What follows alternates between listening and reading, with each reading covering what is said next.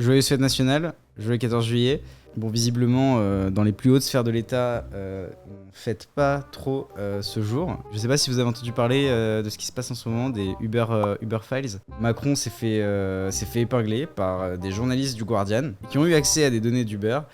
Et dedans, il y a plein de documents qui attestent que Macron, alors qu'il était ministre de l'économie, aurait parlé, échangé, négocié avec les dirigeants d'Uber pour aider justement Uber à s'implanter en France. Et donc dans tous ces dossiers, on a des échanges de mails, des SMS qui attestent du fait que Macron a bien été en contact avec les dirigeants d'Uber alors même qu'ils essayaient de mettre en place un nouveau système d'Uber en France visant à dérégulariser le service des VTC au détriment des taxis. Parce que ce qu'il faut savoir, c'est qu'à l'époque, la France c'est le premier pays où Uber décide de s'installer en dehors des États-Unis. Et donc pour eux, s'implanter en France, c'est un enjeu crucial. Il en va même de la réussite de leur entreprise à l'étranger, à l'international. Mais alors concrètement, qu'est-ce qui s'est passé et pourquoi cette histoire fait autant scandale? Pour bien comprendre, Uber a utilisé des méthodes dites agressives envers l'État français. Et ça on le voit très bien dans la toute nouvelle série Super Pumped qui retrace toute l'histoire d'Uber lorsque Trevor Kalanick était le CEO. À savoir employer des méthodes totalement illégales pour faire en sorte qu'Uber s'implante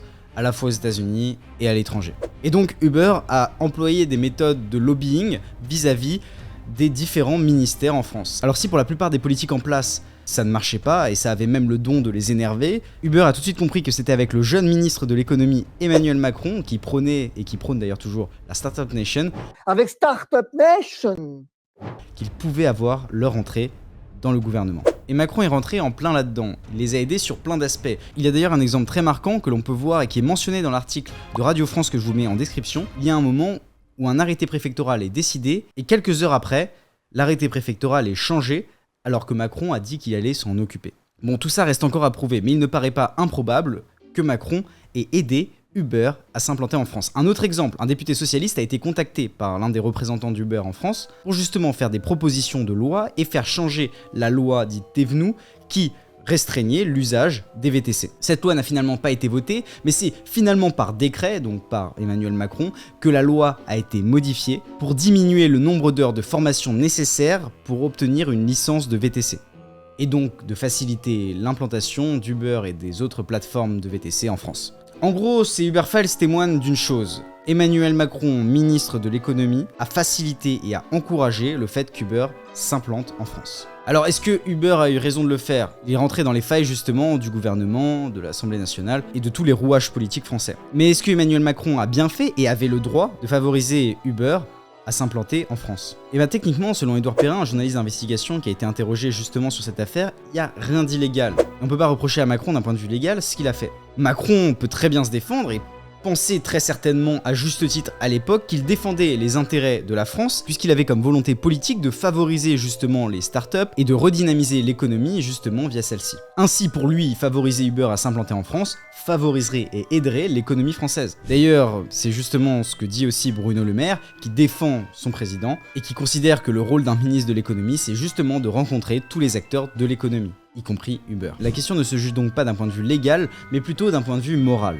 Est-ce qu'un ministre en exercice peut négocier des articles de loi avec des représentants d'entreprises et d'autant plus étrangères? Et justement, pour l'opposition, que ce soit le RN ou la NUPES, faire passer des lois, qui plus est par décret, le tout en étant conseillé par une entreprise étrangère, ça pose problème. De toute manière, même s'il y avait une enquête, Macron ne peut, quoi qu'il arrive, pas être condamné pour des faits qui lui sont reprochés avant son exercice présidentiel. S'il y a une enquête et d'éventuelles condamnations, ce sera après son mandat. Alors la question c'est est-ce qu'il faut réformer la loi pour rendre beaucoup plus transparents les échanges entre les politiques et les entreprises et ainsi mieux comprendre tous les jeux de lobbying qu'il peut y avoir entre les acteurs politiques et économiques. Parce que c'est vrai qu'en tant que citoyen, on ne sait pas vraiment ce qui se trame derrière l'Assemblée. On ne sait pas quelle entreprise influence telle politique, pourquoi telle politique vole telle loi, est-ce qu'il a été payé par cette entreprise, est-ce qu'il y aura des échanges et quels échanges auront lieu? Est-ce que Macron justement, et c'est peut-être ça qui lui sera reproché, a reçu en échange d'une compensation financière? Alors peut-être que Macron n'a agi seulement que dans l'intérêt français, mais dans tous les cas, aussi bien Uber que Macron ont su exploiter les failles du système politique français. Et c'est peut-être à nous, en tant que citoyens, d'essayer de le réformer pour qu'à l'avenir, ce genre de comportement n'ait plus lieu. Pour terminer, cette affaire doit surtout nous alerter sur l'influence que peuvent avoir des entreprises et différents lobbies sur notre pouvoir politique. Et on doit se poser la question au quotidien, est-ce que nos politiques sont réellement libres de leurs choix et des lois qu'ils écrivent. J'ai tourné la vidéo que vous venez de voir hier, là on est mercredi et Macron a réagi hier soir, juste après que je tourne la vidéo, justement à cette affaire. Ça va un peu dans le sens que je vous disais, c'est-à-dire qu'il ne risque rien légalement, il a totalement appuyé ça. Je vous laisse avec la vidéo. Je disais à un de mes prédécesseurs, ça m'en touche une sans bouger l'autre. Je vous le dis en toute franchise. Alors pourquoi la mise s'offusque selon Mais parce que ils ont perdu la boussole. Quand on croit dans la justice sociale, dans l'égalité des chances, mais il faut se battre pour que les jeunes qui viennent de milieux difficiles aient des emplois. Ça n'a jamais été leur combat. Moi, ça a été le mien. Des jeunes qui peut-être votent pour eux aujourd'hui ont eu leur emploi grâce à ça. Si on ne se bat pas pour l'éducation, la formation, la création d'innovation et donc d'opportunités économiques, on continuera d'avoir le chômage qui est encore le nôtre et qui, même si on l'a baissé durant ces 5 années, est encore trop élevé. Qui est victime du chômage? Les jeunes moins bien formés et les femmes et les hommes qui sont victimes aujourd'hui de discrimination. C'est ça la réalité. Si on veut se battre pour l'égalité des chances, il faut aller vers le plein emploi. J'ai toujours été très transparent. J'ai toujours été hyper transparent, donc je ne vais pas faire votre travail. Et moi, très sincèrement, je suis très fier de ce que j'ai fait dans toute la durée. Et je continuerai de me battre. C'était un format un peu particulier, n'hésitez pas à me dire si ça vous plaît. On essaiera de vous en proposer pendant les vacances sur différents thèmes, sur différents aspects et de vous parler directement à la caméra. J'attends vos retours en commentaire, d'ici là, abonnez-vous et à très vite.